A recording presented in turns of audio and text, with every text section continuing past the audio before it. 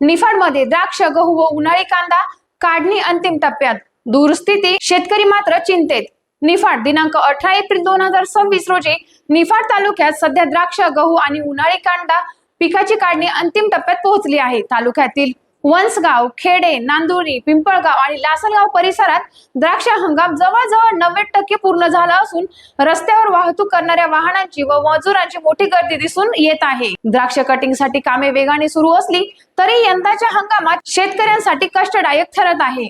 दरम्यान गव्हाची काढणी ही बहुतांश ठिकाणी पूर्ण झाली असून उशिरा पेरलेल्या आणि पिकांची हार्वेस्टिंगद्वारे काढणी अंतिम टप्प्यात आहे। उन्हाळी कांद्याच्या काढणीसाठी मार्च ते एप्रिल हा मुख्य काळ असतो, मात्र यंदा पावसाच्या अभावामुळे आणि अचानक बदलणाऱ्या हवामानामुळे शेतकऱ्यांना अडचणींचा सामना करावा लागत आहे।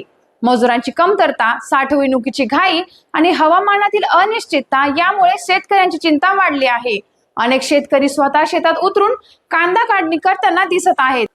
दर स्थिर असले तरी उत्पादन खर्च आणि अडचणींमुळे शेतकरी आर्थिक दबावाखाली असल्याचे चित्र स्पष्ट दिसत आहे। टाइम्स ऑफ महाराष्ट्र न्यूज साठी निफाड जिल्हा प्रतिनिधी उत्तम जाधव यांचा रिपोर्ट।